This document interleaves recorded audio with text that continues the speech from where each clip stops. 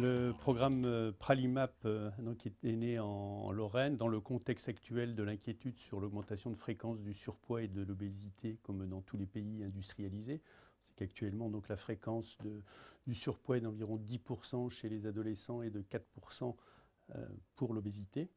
et que cette obésité représente des risques importants pour la santé, d'autant qu'elle a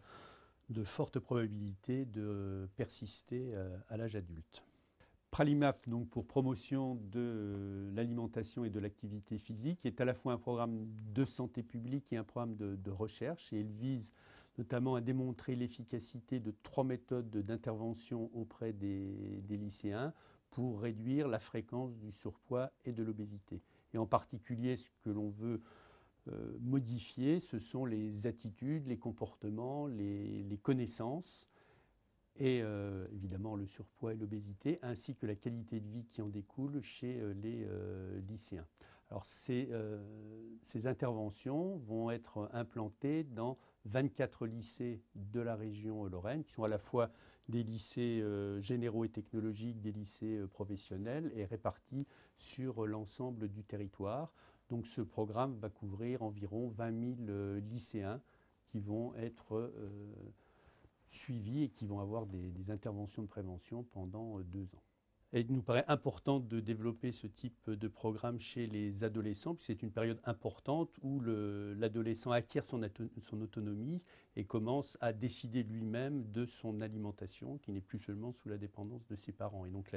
c'est un moment clé pour l'acquisition de comportements favorables à sa santé, et nous avons besoin de recherche et de connaissances sur les possibilités d'intervention. Je vais maintenant passer la parole à Lucette Barthélémy, directrice du CRES Lorraine, qui est chargée de l'implantation du programme et qui va vous présenter les différentes stratégies d'intervention et les protocoles de mise en œuvre. Dans le cadre de ce programme Pralimap, nous avons 3 stratégies d'intervention.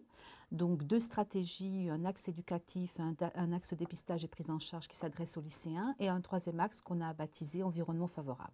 Dans le premier, l'axe éducatif au niveau des lycéens, quand ils sont en seconde et quand ils sont en première, on déroule une 50aine d'heures éducatives qui sont donc pendant les cours avec les enseignements d'activité physique et de biologie, en travaux de groupe et avec systématiquement une fête qu'on a appelée une fête Pralimap. Donc il s'agit là dans cet axe-là de renforcer les attitudes, les connaissances et les pratiques favorables en termes de boire, manger, bouger.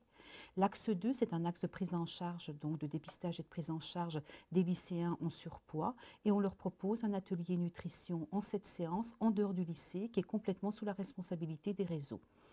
Et le 3e axe, qui est un axe environnement, là on travaille essentiellement sur l'environnement avec les professionnels de la restauration et l'intendant du lycée, où là on vient implanter vraiment une accessibilité à l'alimentation, aux boissons et à l'activité physique dans le temps du lycée. Pour exemple, sur le boire, on est en train d'implanter des points d'eau systématiques, au moins 4 points d'eau dans les lycées. Sur le bouger, on est plus en train de rendre accessibles en libre service les activités physiques existantes ou de l'implantation de matériel comme des panneaux de basket ou des parcours de santé. Et sur la partie manger, là on travaille dans la restauration scolaire et au niveau du foyer socio-éducatif pour mettre en accessibilité les fruits, les légumes, le pain, les céréales, les produits laitiers. Et on espère par ces 3 axes d'intervention rendre service au niveau des adolescents, c'est-à-dire renforcer leurs aptitudes, leurs connaissances et leurs pratiques en termes de boire, manger, bouger pour avoir des comportements favorables et protecteurs en termes de nutrition. Nous escomptons des bénéfices de ce programme à différents niveaux. Tout d'abord pour la santé des adolescents, évidemment, maîtriser l'évolution et l'augmentation du surpoids et de l'obésité, et donc de ses conséquences à long terme, notamment sur la survenue de complications, et notamment évidemment des maladies cardiovasculaires, mais aussi peut-être des cancers et bien entendu du diabète.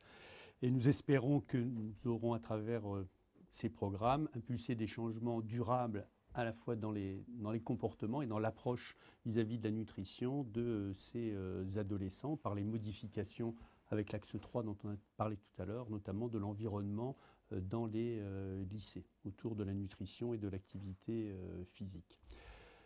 D'autre part, nous attendons des retombées en termes de recommandations. Si effectivement nous démontrons qu'il existe des différences dans les différentes stratégies d'intervention, nous aurons des recommandations importantes en termes de santé publique sur les meilleures façons d'agir et faire donc des recommandations à la fois pour l'ensemble de la population française, mais aussi pour les professionnels de l'action en santé publique, pour les décideurs